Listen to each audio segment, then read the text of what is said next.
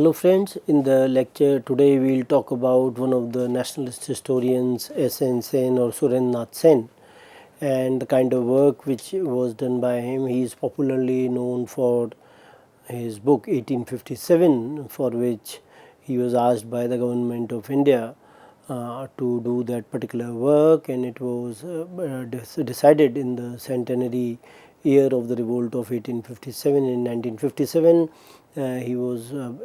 this kind of a work which was being commissioned by the government of India, and SN Sen was interested this kind of a task to take up the voluminous kind of a work which was associated with the revolt of 1857. As we all of us are aware, that revolt of 1857 is a contested one in the framework of the various historians or the various historiographies. We find that how 1857 is either being seen as a Sepoy mutiny or a first war of independence, or for that matter, or a conspiracy. So various kinds of theories they were there with regard to the revolt of 1857, and we find that how it was brought into this kind of ambit where V.D. Savarkar talked about in the framework of 1857 as the first war of independence, and how it was being used by the nationalists during the national movement as some sort of an inspiration during the times of the national movement against the colonial rule. So in that sense we find that SN Sen, when he wrote 1857, the kind of work which was written and how he tried to see the evolution of the revolt of 1857, when he says that this kind of a revolt, which was initially some kind of a religious war, and it evolved into some kind of a national rising as well, because we find that participation of so many people from different sections of the society during the revolt of 1857. So we find that SN Sen,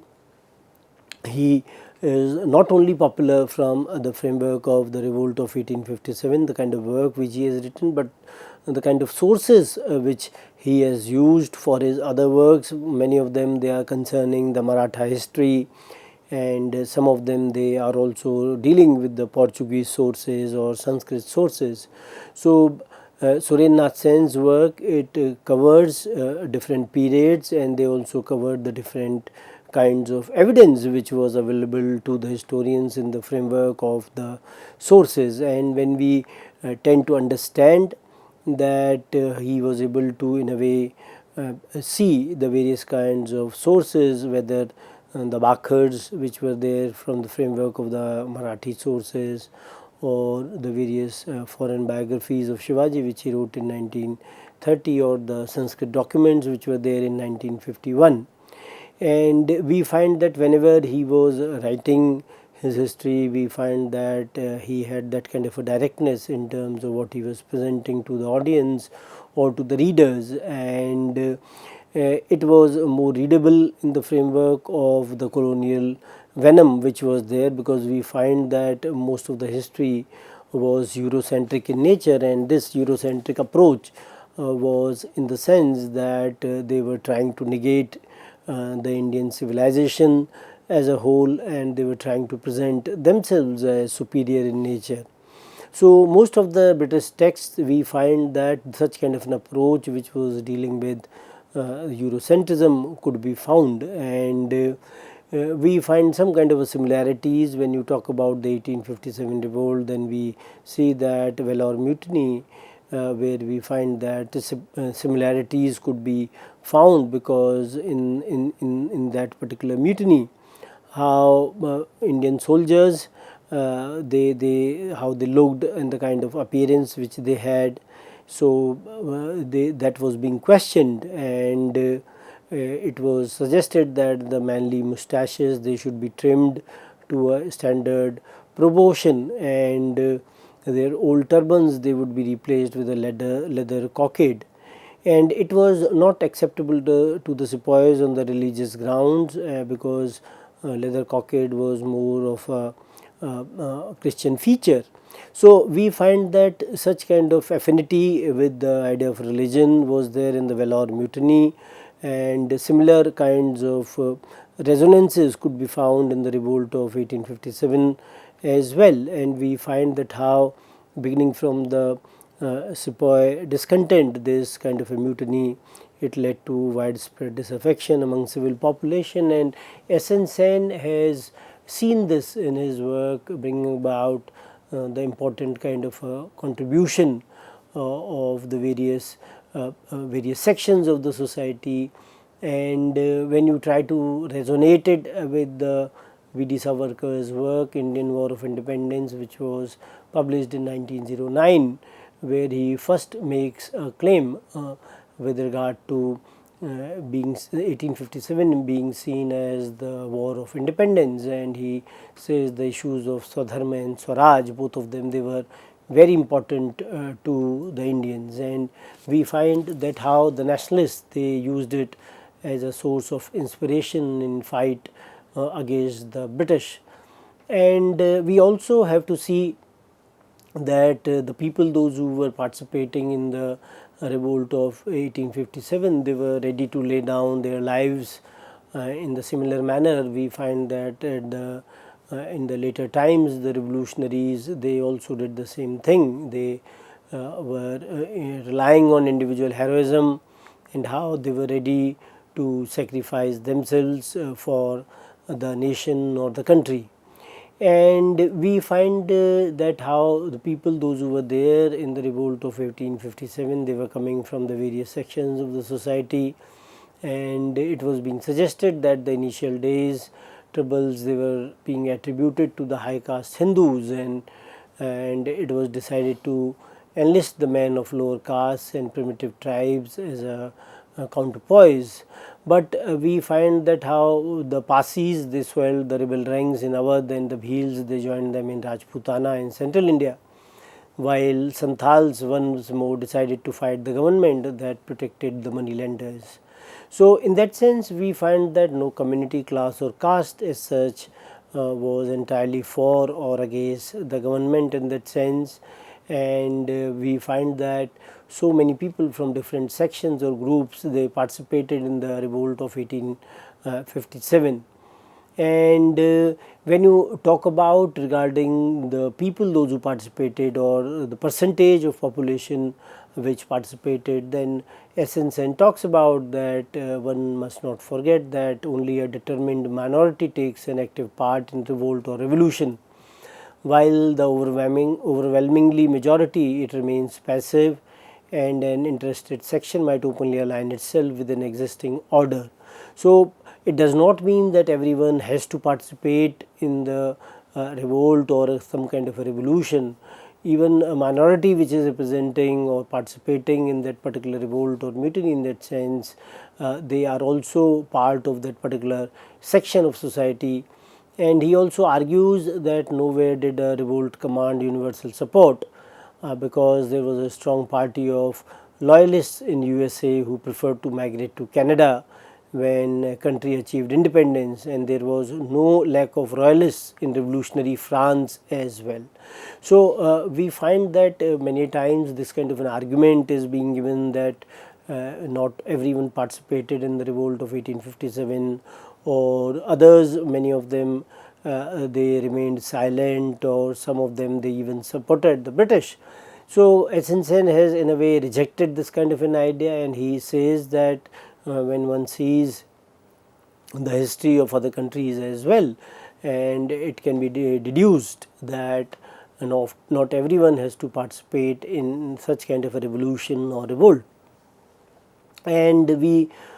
find that when you are talking about 1857 revolt and its evolution, that how mutiny, it became some sort of a revolt and assumed a political character as well, when the people, those who were from Meerut, they placed themselves under the king of Delhi, and a section of landed aristocracy and civil population, they also declared in his favor. So we find that what initially was seen as a fight for religion, it ended as a war of independence, for there is not slightest doubt, as SN has argued, that the rebels, they wanted to get rid of an alien government and wanted to restore the old order. So in that sense, he is trying to understand the evolution of the revolt, that how a revolt was in a way emerging from being mutiny to a revolt, and thereafter as a war of independence, where people from different sections of society they participated. And we find that despite the religious and the linguistic differences or the racial differences, we find that the people of India felt that they had something in common as against the Englishmen, and then they decided to fight them. And he also in a way narrates that how a Rajput bard who found in Jat victory at Bharatpur a theme worthy of his muse, and Bundelas they delighted in the British disaster in Nepal. So people they in a way understood the impact of the colonial rule, or what the colonial rule was trying to do to them in that sense, and how despite having a lot of differences in terms of their language, maybe religion or region, people they understood that there was a common enemy who was an English person. And we find that during this particular time, religion is the most potent force in absence of territorial patriotism. And in 1857, men from all walks of life joined hands with sepoys in defense of the religion. So religion as it is being understood in India as a way of life, in that sense, that is why we find that how even the religious reforms they are tied to the social framework of the society, and that is why they are referred to as the socio-religious reforms. And the various movements which have been initiated, they also talk about that how both of them they are connected. And we find that how when you talk about the mutiny or the revolt, how it was inevitable and no dependent nation can forever reconcile itself to the foreign domination as it happened in India. And any kind of a government which is despotic in nature, which is in a way ruling through the sword, that had to be tackled, and whether that sword was in a velvet sheath as well. So in India we find that the sword was apparently in custody of the Sepoy army, and between Sepoys and their foreign master there was no common tie of race, language and religion. And we find that Indians they could not possibly feel that kind of a loyalty to the British crown that Englishmen imbibed with their mother's milk. So in that sense we find that sepoys, many of them they were working because they were being given an employment and they were being given salaries by the British. And over a period of time we find that the traditional obligation of the salt which was there, with which the Sepoy was tied earlier with his employer, but this kind of a bond was not in any way substitute for the loyalty and patriotism.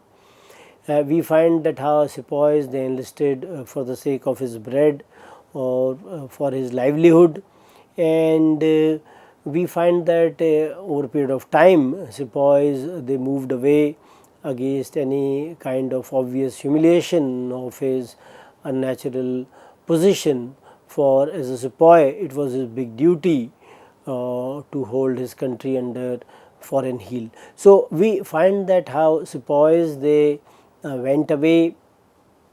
from the colonial rule in that sense, because they realized that how they were being mistreated by the colonial masters. And we find that possibly also that they were not thinking in those clear terms, but Sepoys they were suffering from a sense of inequality that was very clear, which they could not ignore or avoid, because the foreign government was holding scales even between one individual of a conquered community and another. But it cannot be fair to subject to the subject race against the ruling nation. So in that sense we find that how British they were not fair to the subject race in that sense, and all sorts of racial discrimination it was being practiced against the Indians, and how they were being seen as niggers, pigs. That is how they were being referred as, and how in many clubs etc. it was being written that dogs and Indians are not allowed. And so in that sense mutiny was not inevitable in that sense in 1857, but it was inherent in the constitution of the empire that how it was there. So, we find that 1857 was a period where we find that all these forces or factors, they came together, and the constitution of the empire was such that it led to the revolt of 1857. We also see, when you talk about that how memory is there with regard to the mutiny, we find that during the two world wars the Indian revolutionaries did not relax in their efforts to organize another military rising, Indian National Army and Royal Indian Navy revolt. If you tend to understand them, both of them, that how revolutionaries, whether in India or abroad, whether it was the Ghadar movement or the contribution of Shamaji Krishna Varma, Bhikaji Kama, and in India we find Bhagat Singh and Rajguru and others, HSRA, etc. And before that Chapekar brothers, for that matter, or Shanti or Suniti Chaudhary and Kalpana Datta, all these revolutionaries, they were definitely playing an important role in earlier times, and during the two world wars as well. We find that how Surya Sen and others with their group were trying to harass the government, and we find that the British government in India became more and more convinced that in their political struggle with nationalist India, they could not entirely depend upon the army. Apart from the kind of work which was being done by Sen on the revolt of 1857, with which he is largely associated, we also find that he has also dabbled in other sources, because the revolt of 1857 or 1857 was in a way his last work. But before that we find that the way he has handled the various sources, whether it was in the framework of the biographies of Shivaji, which was in 1930, where we find that how the foreign biographies of Shivaji, which was some sort of a collection of the foreign documents, and these documents, they pertain to the French, Dutch, Portuguese and English, and how Shivaji was seen as a great national hero, because we find that the colonial historians, they were in a way trying to strip India of its history, and not much was written by even the Indian historians, and even if it was written, then it was rejected by the colonial historians, and how Shivaji was a great national hero and a leading hero of the Hindus in their defense of the time honored nationalist national institutions against a system of political and cultural innovations of foreign origin in that sense. And we find that when you talk about these kinds of biographies, then they were based on the foreign works and contemporary documents, with introduction besides 6 biographies, and one of its chief attributes is the extract from the Dutch records and English embassies to the court of Shivaji, selections from the English records. Apart from that, he also wrote other histories as well, whether the administrative system of the Marathas in 1923, where he looked into the archival documents and Maratha government and its evolution, and how he compares the English institutions and laws and regulations with those of the contemporary Europe. And one of the primary strengths of this study was the military system of the Peshwas, with special reference to the organization of the Navy,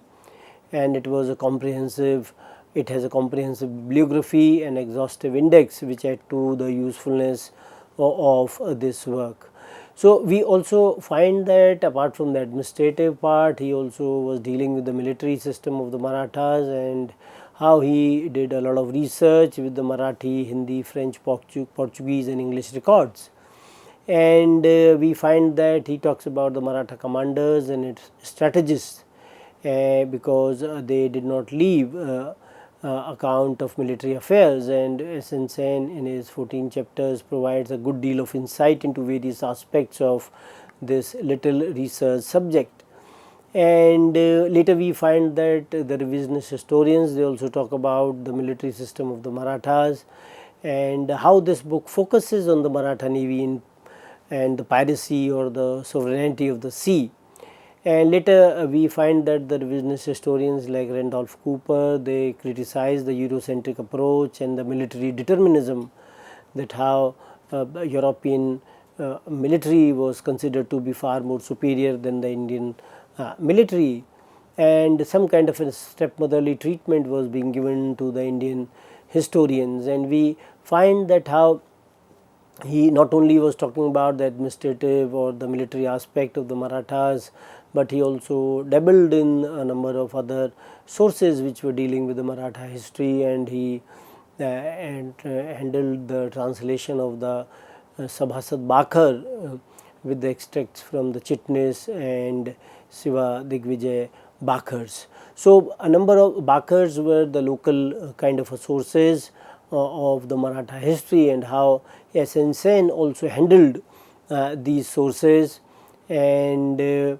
he wrote these, he handled these sources for the students of Maratha history who were not aware or who did not know Marathi. And in these documents we find that how life of Shivaji and his encounter with Afzal Khan and his meeting with Aurangzeb, they have been mentioned apart from the other exploits of Shivaji. Then we find that he also dabbles in other kinds of sources, historical records at Goa,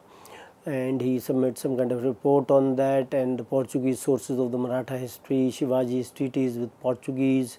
navy of the Marathas, Karkhanas of Marathas, Rajaram, all of them, they have been dealt by him. Then he also writes studies in history in 1930, where he talks about the historical records at Goa and the Hinduism and the Mohammedan heretics during the Pathan period, and English procurator at Shivaji's court, various Hyder Ali's fleet, all these things they have been, though there is not one kind of a narrative, different kinds of narratives, they are being taken up by him, and how they are being dealt by him. And then we also see that he also talks about the Sanskrit documents in 1951, and these papers are of diverse dates and characters, they do not belong to any particular series, and but he handles these records in the Oriental languages in 1951, and this also suggests that he had this kind of a capacity to deal with various kinds of sources, and these records they have been dealt by him, and they are dealing with various periods and different rulers, whether it was Yashwantrao Holkar and others. And we find that when you talk about this kind of a heterogeneous material, but these individual materials and documents are important in that sense that they have to be seen in some kind of a reference to its context. So, we find that Essenson's work, the way he handled those sources, the kind of objectivity which he had, and how he used the evolved ideas, the religious aspect of revolt to the mass character of uprising which he talks about. So, he in a way was trying to reclaim the Indian history from the clutches of the colonial and Eurocentric ideas. With this, I would like to end the discussion. Thank you very much.